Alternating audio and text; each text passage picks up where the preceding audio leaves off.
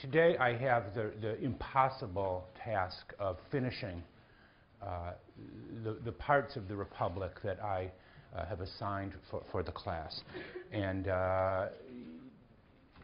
in the past, sometimes I've assigned a full 2 weeks to the Republic, which would be 4 lectures. But because I wanted to do some other things with the course as well, I had to cut the Republic by 1 lecture, and now I'm paying for that today. So I'm going to try to rush through, unfortunately, a number of the major themes regarding the creation of the just city, creation of Kallipolis, and then try to end the class by talking about, as I like to do for every thinker, what does, in this case, what does Plato, what are his views on modern America? What does Plato say to us today? But I want to start with what is one of the grand themes of the Republic. It is indicated in Book 2 by Adeimantus' speech about self-control. It is introduced further by the claims of Socrates to control, to censor, to control the poetry and the arts of the city. And this is the big theme of what one might call the control of the passions. This is the theme of every great moralist, from Spinoza to Kant to Freud. How do we control the passions? And it is certainly a large theme of Plato's theory of justice in the Republic. Every great moral philosopher has a strategy for helping us submit our passions to some kind of control, to some kind of supervening moral power. And again, recall this is the theme raised at the beginning of Book 2 by Adeimantus, who puts forward an idea of self-control, or what he calls self-guardianship, as his goal. How can we protect ourselves from the passion for injustice? And one of the things Socrates emphasizes is that the most powerful of those passions, the most powerful passion is that Socratic passion that he calls thumos, or what our translator has is spiritedness, anger, maybe what biblical translators call heart, having a big heart, having thumos, and all of that implies. This is, for Plato, the political passion par excellence. It is a kind of fiery love of fame, love of distinction that leads men and women of a certain type to pursue their ambitions in public life, in the public space.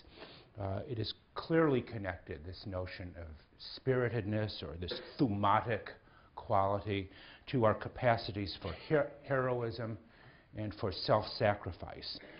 But it is also connected to our desires for domination and the desire to exercise tyranny over others. Thumos has a kind of dual component to it. It can lead us to a sense of kind of righteous indignation and anger at the sight of injustice, but it can also lead us in a rather contradictory way to desire to dominate and tyrannize over others. This is the quality that Socrates regards as being possessed by every great political leader and statesman, but it is also clearly a quality possessed by every tyrant. And the question posed by the Republic, in many ways the question around which the book as a whole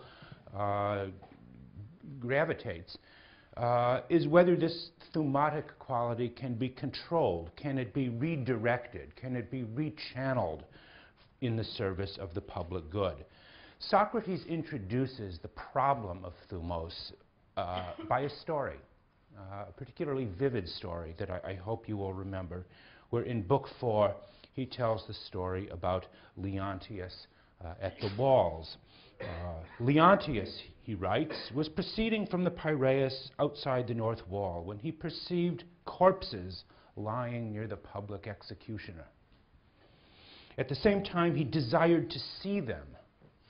He wanted to see this grotesque sight, these dead bodies lying there. And to the contrary, he felt disgust and turned himself away. And for a while he battled with himself and hid his face.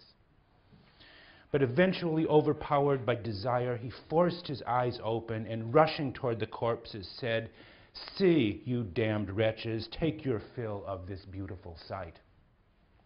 439c. That story that Socrates tells here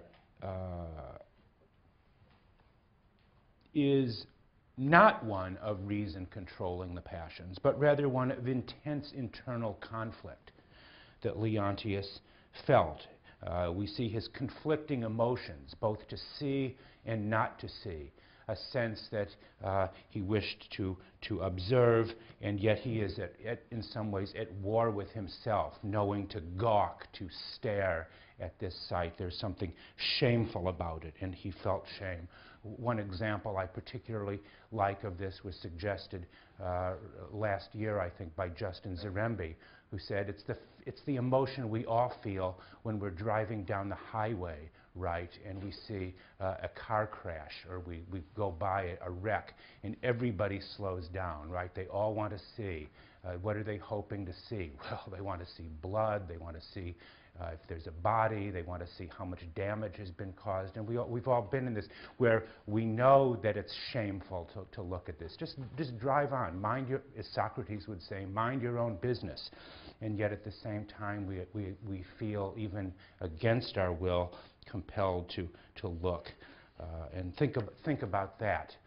And think about that and this case of Leontius the next time for those of you who have driver's licenses, know next to who driving on the highway and see something like that. It is the thumos that is the cause of that should be the cause of your shame at slowing down to look. Sometimes we can't help but slow down because everybody is slowed down in front of us. We have no choice. But anyway, that incident, that story that Socrates relates, is connected to the fact that Leontius is a certain kind of man. He regards himself as proud, independent, someone who wants to be in control of his emotions but isn't. He is a soul at war with himself and potentially, therefore, at war with others.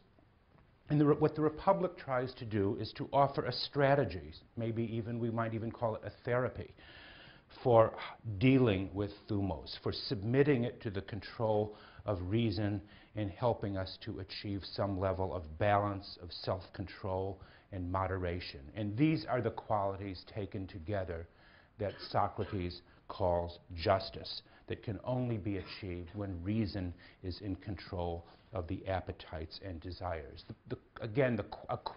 A question the book asks is whether that ideal of justice can be used as a model for politics. Can it serve as a model for justice in the city?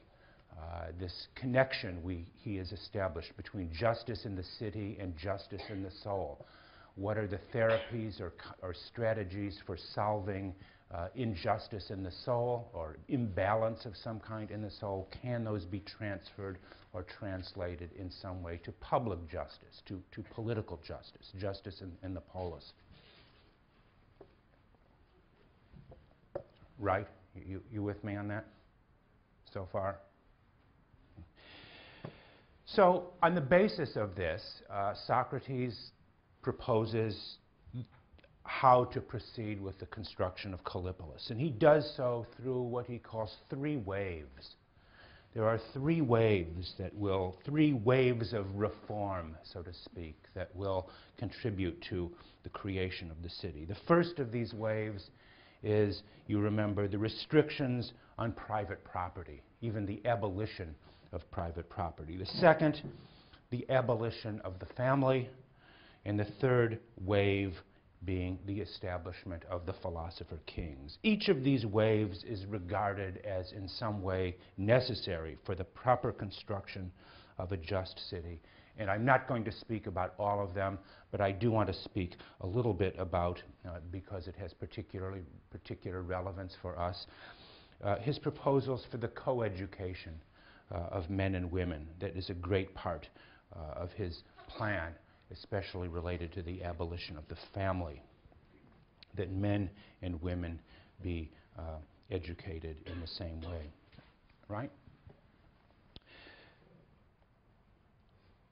The core of Socrates' proposal for equal education is presented in a context that he knows to be or suggests will be laughable. It will certainly be seen that way, he suggests, by Glaucon and Adeimantus. There is no job, he states, that cannot be performed equally well by both men and women. Is Socrates a feminist? Gender differences, he says, are no more relevant when it comes to positions of political rule than is the distinction between being bald and being hairy. Socrates is not saying that men and women are the same in every respect, he says, but equal with respect to competing for any job at all. There will be no glass ceilings in Callipolis. It's the first, in many ways, great defender of the first great champion of the emancipation of women from the household. But this proposal comes at certain costs, he tells us. The proposal for a level playing field demands, of course, equal education.